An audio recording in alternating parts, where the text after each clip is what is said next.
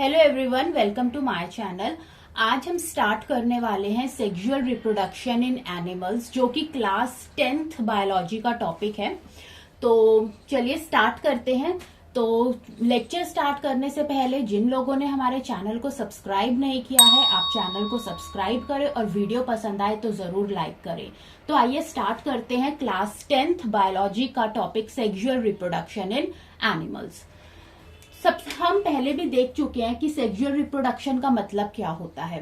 Sexual reproduction का मतलब होता है जिसके अंदर मेल और फीमेल दोनों ही पेरेंट्स क्या होते हैं, इन्वॉल्व होते हैं। अब मेल और फीमेल पेरेंट्स इन्वॉल्व होते हैं, इसका मतलब ये होता है कि मेल और फीमेल गैमेट्स जो होते हैं उनके अंदर क्या होता है, फ्यूजन होता है और क्या होता है, एक न्यू ऑफस्प्रिंग फॉर्म होता है। और ये ऑफस्प्रिंग मतलब बेबी, ठीक है। और जो बेबी फॉर्म होता है वो जो उसके पेरेंट्स थे वो उन्हीं की तरह होता है, ठीक है। तो यहाँ पर लिखा है fusion of male and female gametes to produce a new offsprings to its own kind. To its own kind का मतलब ये है कि ह्यूमंस जो होते हैं उनका बेबी ह्यूमन होता है। डॉग है तो पपी ही होगा, ठीक है। कैट है तो उसकी किटेन्स ही होंगी, ठीक है। तो टू इट्स ओन, वो अपने ही तरीके का ऑफस्प्रिंग क्या करते हैं, फॉर्म करते हैं। लेकिन वो जो ऑफस्प्रिंग होता है वो उनकी तरह तो होता है लेकिन उनके जैसा सिमिलर नहीं होता, वो उनका क्लोन नहीं होता, एग्जैक्टली उनकी कार्बन कॉपी नहीं होता, ठीक है। तो सेक्सुअल रिप्रोडक्शन में मेल और फीमेल दोनों ही पेरेंट्स क्या होते हैं, इन्वॉल्व होते हैं। तो बोथ पेरेंट्स आर इन्वॉल्व। अब यहाँ पर देखो होता क्या है, अब हमने समझना है सबसे पहले कि ये गैमेट्स क्या होते हैं। देखो गैमेट्स को कई जगह रिप्रोडक्टिव सेल भी बोला गया है और कई जगह इन गैमेट्स को जर्म सेल भी बोला गया है, ठीक है। तो जो गैमेट्स होते हैं, अब जो मेल गैमेट है या मेल जर्म सेल है वो कहाँ से आएगा, मेल में से आएगा। बायोलॉजी में जो मेल है उनके लिए सिंबल होता है ऐसे सर्कल और नीचे ये इस सिंबल से हम मेल को डिनोट करते हैं। और सर्कल और नीचे अगर हम क्रॉस लगा देंगे तो इस सिंबल से हम फीमेल को डिनोट करते हैं, ठीक है। तो जो मेल है, मेल गैमेट जो है वो कहाँ से आएगा, मेल में से आएगा। और जो फीमेल गैमेट होगा वो कहाँ से आएगा, फीमेल में से आएगा, ठीक है। तो गैमेट, जो मेल गैमेट होता है वो क्या होता है, स्पर्म होता है। और जो फीमेल गैमेट होता है वो क्या होता है, ओवा होता है या फिर एग होता है। और इसको कई बार हम ओवम भी लिख देते हैं, ठीक है। तो मेल गैमेट मेल में से आता है यानी जो फादर है, गैमेट क्या होता है, स्पर्म। फीमेल जो होता है, फीमेल गैमेट, वो फीमेल में से आता है यानी कि मदर। और फीमेल गैमेट क्या होता है, ओवा होता है, एग होता है या फिर आप इसको ओवम कह सकते हैं। ये तीनों है, तीनों में से हम इसे कुछ भी कह सकते हैं, ठीक है। अब ये जो स्पर्म होते हैं, देखो स्पर्म और ये जो एग होते हैं ये बहुत ही छोटे होते हैं कि आप ठीक है, तो इनको हम इलेक्ट्रॉन माइक्रोस्कोप को यूज कर ही हम इन्हें देख सकते हैं। जो स्पर्म होता है वो 1000 टाइम्स स्मॉलर होता है एग से। तो एग का जो भी साइज होता है उससे 100 या बोलो 1000 टाइम्स जो होता है स्पर्म क्या होता है, छोटा होता है एज कंपेयर टू एग। ये है स्पर्म का डायग्राम। स्पर्म जो होते हैं उसके 3 मेन पार्ट्स होते हैं। इसके पास लॉन्ग टेल होती है, ठीक है। उसके बाद मिडल पीस होता है, मिडल पीस, और इसके आगे क्या होता है, हेड होता है। हेड में क्या क्या होता है, हेड के अंदर हमें सेंटर में क्या मिलता है, न्यूक्लियस मिलता है, ठीक है। ये जो न्यूक्लियस के बाहर ये जो आप व्हाइट स्पेस देख रहे हो ये क्या है, साइटोप्लाज्म है। और ये वाली जो मेम्ब्रेन है ये क्या है, सेल मेम्ब्रेन है, ठीक है। तो ये जो न्यूक्लियस होता है जो कि स्पर्म का ये जो न्यूक्लियस है इसके अंदर क्या होते हैं, जीन्स होते हैं, ठीक है। तो स्पर्म जो होते हैं दे आर मोटाइल। अब ये जो स्पर्म्स होते हैं ये क्या होते हैं, मोटाइल होते हैं। मोटाइल मतलब ये इंडिपेंडेंटली मूव कर सकते हैं, ठीक है, with the help of tail, क्योंकि इनके पास क्या होती है, लॉन्ग टेल होती है, ठीक है। तो ये डायग्राम है जो आपको लर्न करना है। टेल की हेल्प से ये मूव कर सकते हैं। मिडल पीस होता है जो इसको हेड के साथ कनेक्ट करता है। और हेड में क्या होता है, सेंटर में न्यूक्लियस, आउटर मेम्ब्रेन जिसको हम सेल मेम्ब्रेन कहते हैं। और ये जो व्हाइट स्पेस होता है ये क्या होता है, साइटोप्लाज्म। और जो न्यूक्लियाई होता है उसके अंदर क्या होते हैं, जीन्स होते हैं, ठीक है। अब हम देखते हैं एग का डायग्राम, ठीक है। ये है फीमेल एग, ठीक है। इसके अंदर भी क्या होता है कि ये जो सेंटर में है ये क्या है, न्यूक्लियस है। ये जो व्हाइट स्पेस है ये साइटोप्लाज्म है। और ये जो आउटर मेम्ब्रेन है ये क्या है, सेल मेम्ब्रेन है। और न्यूक्लियस में क्या प्रेजेंट है, जीन्स प्रेजेंट है। अब हमें पता है कि जो फर्टिलाइजेशन का क्या मतलब है। फर्टिलाइजेशन का मतलब है कि फ्यूजन होना मेल और फीमेल जर्म सेल का। मेल जर्म सेल क्या है, स्पर्म है, ठीक है, और फीमेल जर्म सेल क्या है, एग है। तो इनका फ्यूजन होना, ठीक है, और इनके फ्यूजन से क्या फॉर्म होना, जाइगोट फॉर्म होना, इसको हम क्या कहते हैं, फर्टिलाइजेशन कहते हैं। ठीक है, अब फर्टिलाइजेशन में और सेक्सुअल रिप्रोडक्शन में इन दोनों ही डेफिनेशन में थोड़ा फर्क है। सेक्सुअल रिप्रोडक्शन का मतलब होता है फ्यूजन हो रहा है मेल और फीमेल गैमेट्स का और एक न्यू इंडिविजुअल फॉर्म हो रहा है। ठीक है, लेकिन जब हम ये कहें कि फ्यूजन हो रहा है, ठीक है, मेल गैमेट का और फीमेल गैमेट का और जाइगोट का फॉर्मेशन हो रहा है, तो इसका क्या मतलब है, फर्टिलाइजेशन है। तो फर्टिलाइजेशन फर्स्ट स्टेप होता है। ठीक है, कि जहां पर मेल जर्म सेल और फीमेल जर्म सेल फ्यूज होते हैं और क्या फॉर्म करते हैं, जाइगोट फॉर्म करते हैं। तो जाइगोट बेसिकली क्या हो गया, फर्टिलाइज्ड एग हो गया। यहां पर ये जो ओवा था ये क्या है, अनफर्टिलाइज्ड एग है, लेकिन जब इसने फ्यूज किया स्पर्म के साथ तो क्या हो गया, ये फर्टिलाइज हो गया और इस फर्टिलाइज एग को हम क्या कहते हैं, जाइगोट कहते हैं। ठीक है, अब यहाँ पर देखो कि जो हमारा ये जो होता है स्पर्म होता है, ठीक है, ये क्या होता है, हेप्लॉइड होता है नेचर में, इसीलिए जो हेप्लॉइड होता है उसको हम स्मॉल एन से रिप्रेजेंट करते हैं। हेप्लॉइड का मतलब क्या है, इसके पास वन सेट ऑफ क्रोमोसोम है। ठीक है, उसी तरह जो एग है, फीमेल एग है, वो भी हेप्लॉइड होता है नेचर में। अब जब ये दोनों आपस में फ्यूज करते हैं तो क्या बनाते हैं, n प्लस एन क्या बनेगा, 2n, यानी जाइगोट बनेगा। यानी जाइगोट क्या होता है, डिप्लॉइड होता है नेचर में। ठीक है, तो ये दोनों क्या है, ये हेप्लॉइड है और जाइगोट जो फॉर्म हुआ ये क्या फॉर्म हुआ, डिप्लॉइड फॉर्म हुआ। इसीलिए इसी वजह से जो सेक्सुअल रिप्रोडक्शन से जो न्यू ऑफस्प्रिंग फॉर्म होता है, ठीक है, वो अपने पेरेंट्स की तरह है, लेकिन उनकी एग्जैक्टली कार्बन कॉपी नहीं है, वो उनका क्लोन नहीं है। ए सेक्सुअल रिप्रोडक्शन में हमें क्लोन फॉर्म होते हैं, ठीक है, क्योंकि वहां पर फ्यूजन नहीं होता।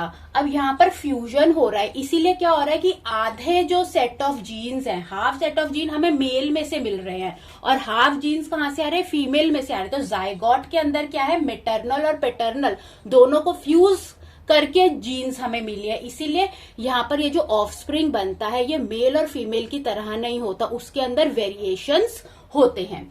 ठीक है, अब ये जो जाइगोट फॉर्म हो गया है, ये जाइगोट क्या करेगा, इसके अंदर आगे जाके और भी बहुत सारे डिवीजन होंगे और ये क्या फॉर्म करेगा, एम्ब्रियो फॉर्म करेगा। अब एम्ब्रियो क्या होता है, एम्ब्रियो जो होता है जाइगोट में जब और ज्यादा डिवीजन्स हो जाते हैं, यूट्रस के अंदर होता है एम्ब्रियो, ठीक है, तो जब जाइगोट के अंदर और ज्यादा डिवीजन्स हो जाते हैं लेकिन उसके बॉडी पार्ट्स अभी तक डेवलप नहीं हुए हैं, तो हम उसको क्या कहते हैं, एम्ब्रियो कहते हैं। एम्ब्रियो फिर और ज्यादा आगे जाके जो स्टेज आती है जब और ज्यादा डिवाइड करता है, लेकिन अब जो बेबी होता है, अनबॉर्न बेबी होता है, उसके बॉडी पार्ट्स प्रॉपरली डेवलप हो गए हैं, तो हम तब उसको क्या कहते हैं, फीटस कहते हैं। तो अनबॉर्न जो कि यूट्रस में है, जिसके बॉडी पार्ट्स डेवलप नहीं है, उसको हम कहते हैं एम्ब्रियो। लेकिन अनबॉर्न जो कि यूट्रस में है, जिसके बॉडी पार्ट्स डेवलप हो चुके हैं, उसको हम क्या कहते हैं, फीटस कहते हैं। ठीक है, ओके, अब यहाँ पर हमको एक टर्म और पढ़नी है, डेट इज कॉप्यूलेशन। कॉप्यूलेशन क्या होता है, ये एक एक्ट होता है। इसी एक्ट से जो मेल एनिमल होता है, ठीक है, वो अपने स्पर्म को फीमेल बॉडी में ट्रांसफर करता है थ्रू एन ऑर्गन। कौन सा ऑर्गन यूज करता है, द ऑर्गन कॉल्ड पेनिस। ठीक है, तो इस एक्ट को हम क्या कहते हैं, कॉप्यूलेशन कहते हैं। So it is a act by which जो मेल एनिमल है वो ट्रांसफर कर रहा है अपने स्पर्म्स को, क्योंकि अगर स्पर्म्स को जो फीमेल एग है, ठीक है, उसके साथ फ्यूज करना है। अब जो फीमेल एग है वो तो फीमेल बॉडी के अंदर है ना, तो मेल को अगर अपने स्पर्म्स को ट्रांसफर करना है फीमेल बॉडी में, तो उसको कैसे ट्रांसफर करना पड़ेगा, through an organ called penis. तो इस एक्ट को हम क्या कहते हैं, कॉप्यूलेशन कहते हैं। ठीक है, नेक्स्ट अब हम देखते हैं कि दो तरीके की फर्टिलाइजेशन होती है, internal fertilization and external fertilization, उनमें क्या डिफरेंस होता है। ओके, तो अब हम देखते हैं टाइप्स ऑफ फर्टिलाइजेशन। फर्टिलाइजेशन के दो टाइप्स होते हैं, पहला इंटरनल फर्टिलाइजेशन और सेकंड होता है एक्सटर्नल फर्टिलाइजेशन। तो डिफरेंस देखते हैं। इंटरनल फर्टिलाइजेशन क्या होता है, when fusion of male and female gamete take place inside the female body. जब फर्टिलाइजेशन मतलब फ्यूजन होना मेल गैमेट का और फीमेल गैमेट का, तो और जाइगोट का बना, तो जब ये प्रोसेस फीमेल बॉडी के अंदर होता है तो उसको हम कहते हैं इंटरनल फर्टिलाइजेशन। ठीक है। और इसी के कंट्रास्टिंग अगर हम एक्सटर्नल फर्टिलाइजेशन देखें तो when fusion of male and female gamete take place outside the female body, तो एक्सटर्नल मतलब बाहर, तो यहाँ पर मेल गैमेट यानी जो मेल में से आए हैं और फीमेल गैमेट्स जो कि फीमेल से आए हैं, दोनों का ही फ्यूजन कहाँ हो रहा है, फीमेल बॉडी के बाहर हो रहा है। तो ऐसी फर्टिलाइजेशन को हम क्या कहते हैं, एक्सटर्नल फर्टिलाइजेशन कहते हैं। सेकेंड डिफरेंस है, ये थोड़ा और क्लियर हो जाएगा। देखो अब इंटरनल फर्टिलाइजेशन क्या था कि जहां पर फ्यूजन जो होता है गैमेट का फीमेल बॉडी के अंदर होता है, यानी कि यहां पर जो मेल होता है, ठीक है, वो जो अपने स्पर्म्स होता है वो कहाँ डिस्चार्ज करता है, inside the female genital tract. तो यानी जो मेल होता है वो अपने स्पर्म्स को फीमेल जेनाइटल ट्रैक्ट के अंदर डिस्चार्ज करता है, सिर्फ मेल डिस्चार्ज करता है, ठीक है।